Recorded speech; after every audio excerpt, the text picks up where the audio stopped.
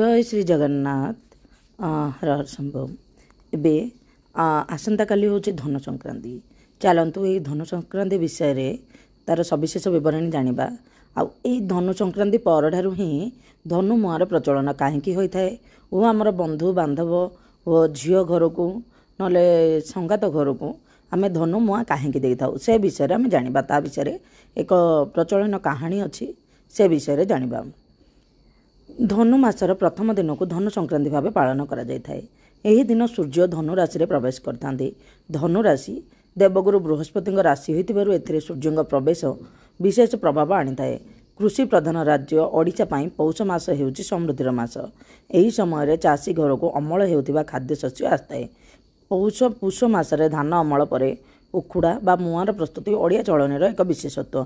कारण अधिक धान हो जाए सेतिरु स्टोर कलापरी जिनस एमाने तैयारी करती। माने यही समय धान विभिन्न प्रकार माने मिठा ये सब जिनस तैयारी हुए। धनु संक्रांतिर प्रसिद्धि मुआ भोग पाए।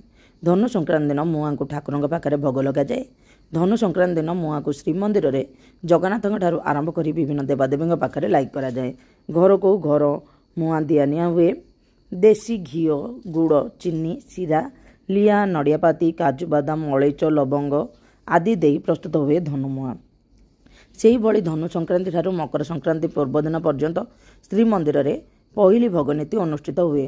ठाकुर मानक निकट में अति अन्य मास अपेक्षा यही समय अति सकाळु सकाळु भोग लगी करा जाए। लोकश्रुति अनुजाई धनु संक्रांति रे महालक्ष्मी श्रीमंदिर छाड़ी मासक लगी बाप घर को जाती।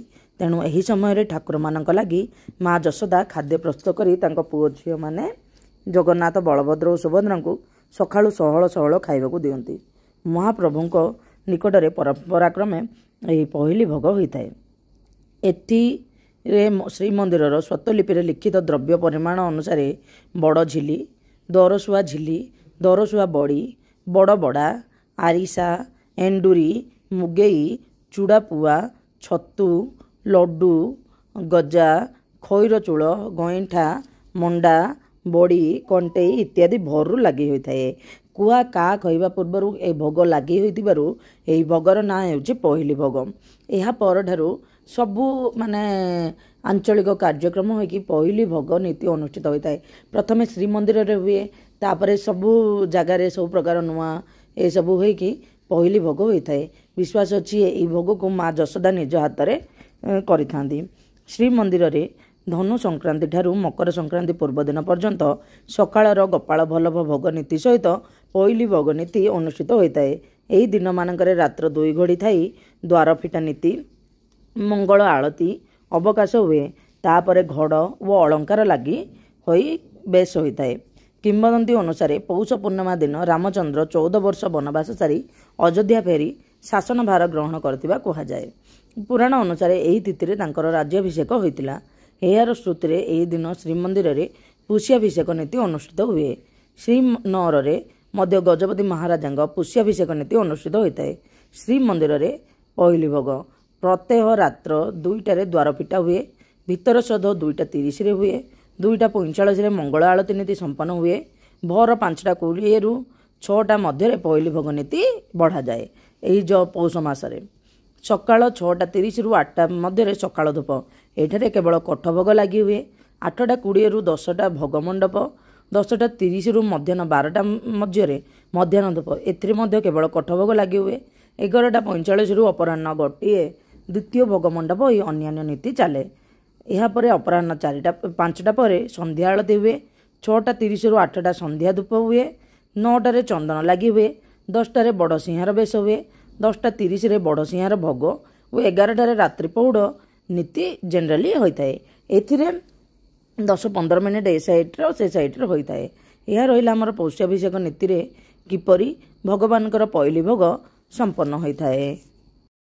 जानिबा एई धनु संक्रांति रे कौन कले सूर्यदेव खुशी हेबे। कारण यही पौष मास होउची महाप्रभु जगन्नाथ कर अन्य रूप प्रभु आदित्यंकर प्रिय मास। कारण जेपरी महालक्ष्मी को मार्गशीर मास प्रिय सेहीपरि प्रभु सूर्य को सूर्य देवता को आमर पौष मास प्रिय।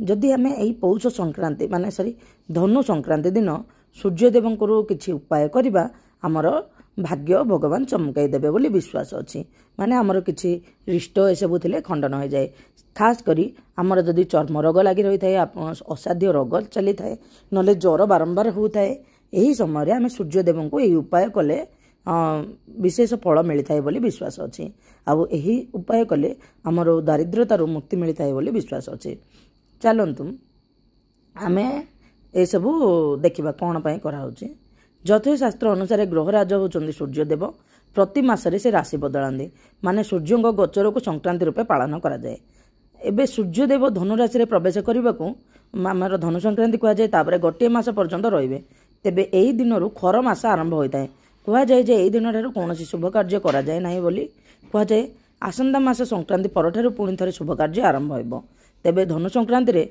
किछि काम रही जहाँ करने द्वारा सूर्यदेव शुभ आशीर्वाद पड़ता है चलतु से विषय में आम आलोचना करवा धनु संक्रांति रे पवित्र नदी रे स्नान करने पर किछि दान करने को पड़ो माने गरीबों को खाइबा दिंतु अन्न कपड़ा दान करूँ बहुत पुण्य मिल विशेषकर ये जदि आपण पाखे सक्षम अच्छी आपण शीत वस्त्र आपण दान करें जदि आपण नाही आपण खाद्य ये सब दान करें ये जदि आपण पाखे पवित्र नदी ये सब नाही आपण गंगा जल ये सब घरे मध्य बाल्टी गंगा जल पकईके शुद्ध स्नान करें तापर आम गरीबों को खाइबा दबा नले आम निज सक्षम अनुसार खाइबा दबा जोटा खाइबा दबा आम निज से ग्रहण करने को पड़ो तापर आम कौन करवा आमको जो ये सब हुए शीत वस्त्र जदि बंटन करवा बहुत भल सेटा तो समस्त सपक्षे संभव नुह जदि आम जी आम हाथ में संभव से कर धनु संक्रांति सूर्यदेव को अर्घ्य दे पूजा करंतु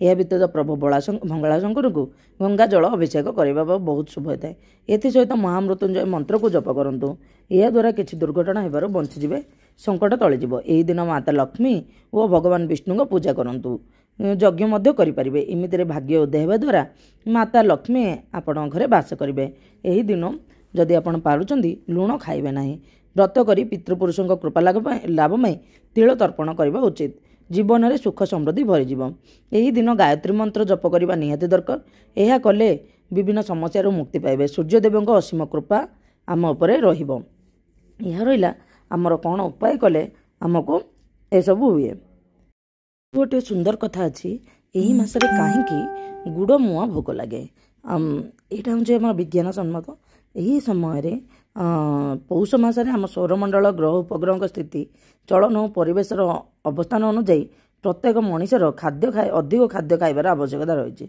से दृष्टि खाई खाद्यर हजम पर गुड़ भली मिठार आवश्यकता रही जेहेतु खाली गुड़ खाइबा समस्त पक्षे संभव नुहे तेणु लिया देहरे गुड़ को मिसई मुआ तैयारी करा जाए जहाँ को गुड़ मुआ बोली कहुए आई संक्रांति रे आमे यही गुड़ मुआ को ठाकुर पाखे भोग लगे विशेषकर 7टी मुआ भगवान पाखे सूर्यदेव पाखे भोग लगी था यही पौष मास पर ही माने यही पौष मास पर ही सब प्रति रविवार पौष रविवार व्रत करा जाए सांब दशमी ये सब कार्य करा जाए आपको जदि ये तथ्य भल लगे निश्चित लाइक शेयर एंड सब्सक्राइब करदे कमेंट जय जगन्नाथ करदे जय जगन्नाथ हर हर शंभु जय जगन्नाथ।